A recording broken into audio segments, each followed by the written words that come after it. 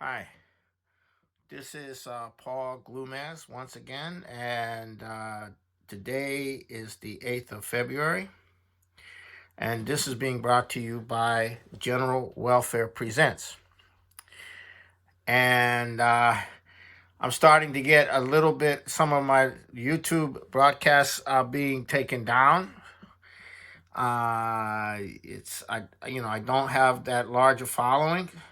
So I think they're getting really down to the, anybody, just anybody. You know, you take you go to the bathroom and there's a loud sound that appears on your video, and that's enough. That's enough to have you taken out. So anyhow, while we still have the platform, this is the second video they took down. Well, we still have the platform. Which probably isn't going to last very much. You're going to have to shift to Brighteon. Brighteon is where they haven't taken me down, and I'm getting actually more views on Brighteon because they're not taking me down. So if you if you can't find me on YouTube, go to Brighteon. Okay, BRIGHTEON.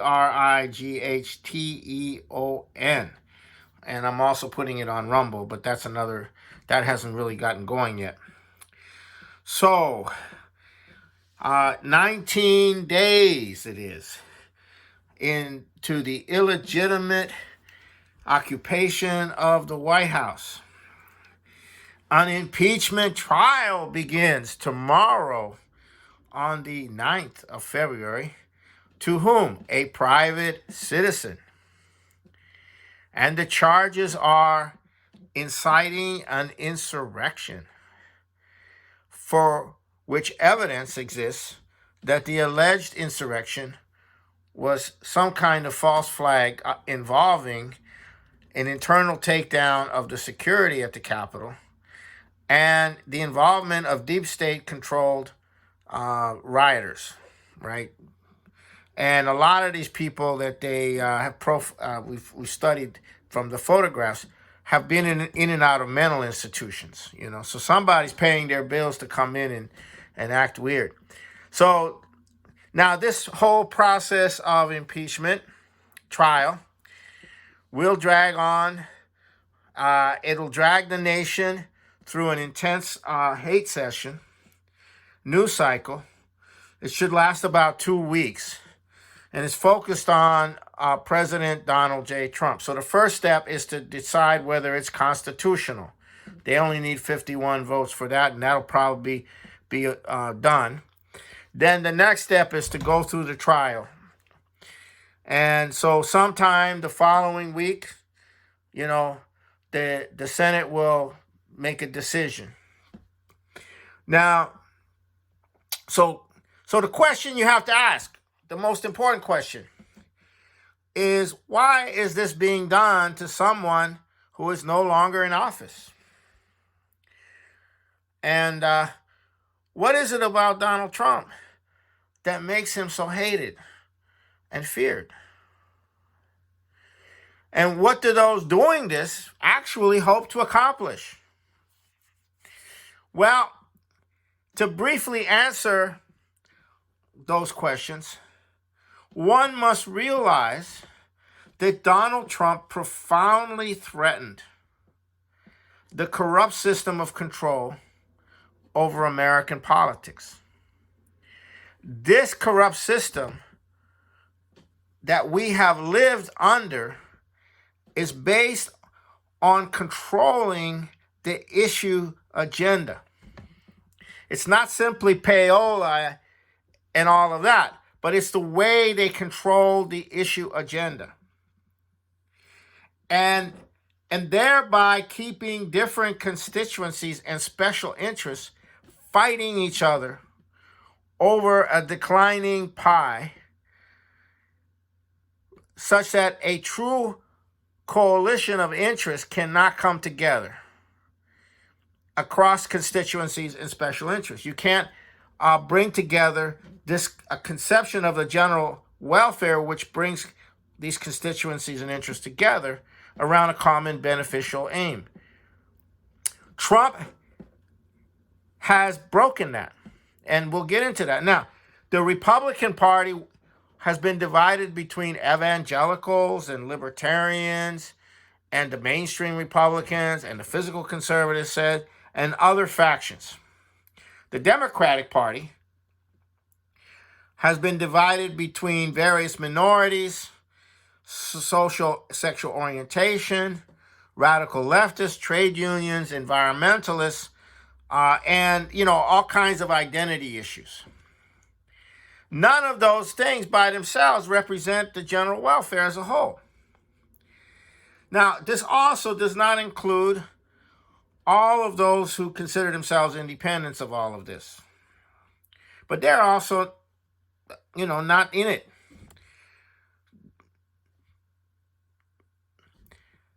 All those divisions and issues related to these divisions are designed to keep everyone divided. So there is no dialogue to solve national problems. To solve those national problems that affect everyone. The media handling of political debates and discourse is based on enforcing those divisions. So, you have your reporters go up there and they always ask that question that keeps everything divided.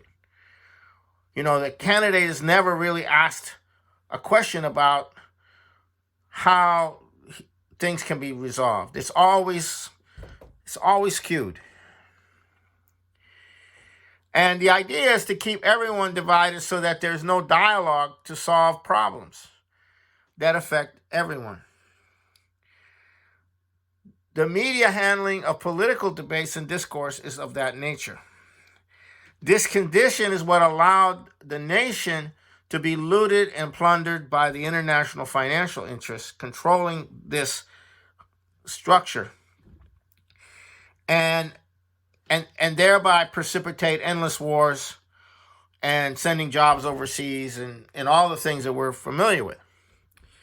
Now, as seen from the vantage point that I just described, Trump's crime, the crime that this show trial is designed to attack, is the fact that Trump began to unify these divisions around an industrial development policy, bringing our jobs back, and an end to the endless wars. And basically, the very unifying conception of make America great again.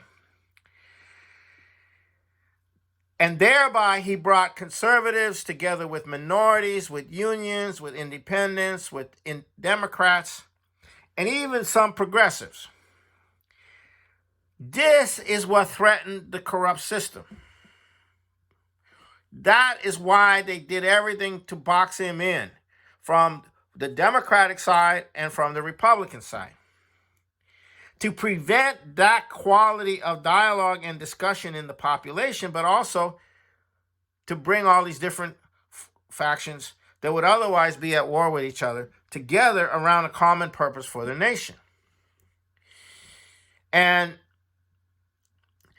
though Trump is not in office, the continuation of this process of a consolidation of a national orientation initiated by Trump is what is most feared. And this trial is an attempt to arrest that process.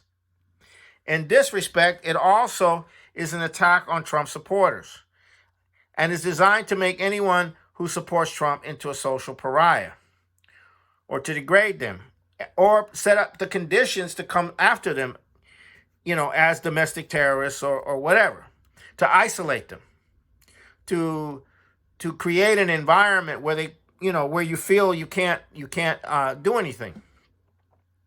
If that cannot be done in the short term, if they're unsuccessful in doing this in the short term, the fragile coalition created to make the appearance that Biden somehow has support is going to crumble. It is important that this is also be recognized, and that becoming more involved in supporting Trump and becoming more involved in running for office and becoming more involved in taking over the Republican Party is also very important. That is what this is all about. It's about wrecking the potential of the emergence of a general welfare conception. And this is where people associated with Lyndon LaRouche, the LaRouche Political Action Committee, is very important, because that's our goal. Our goal is to create that that coming together that actually was begun by Trump in 2015. So that's what this whole impeachment trial is about. It's about attempting to derail the process itself. And even if they convict him and they strip him of his potential to run for office again, that's a secondary matter to the process of continuing the coming together of sections of our society around Trump, with perhaps a different candidate later on. It's not necessary per se that Trump be the candidate. He can be the leader without being the candidate.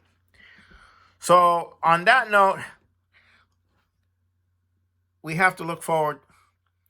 We have to be optimistic, and we have to fight. And I thank you for tuning in, and I'll see you in a week.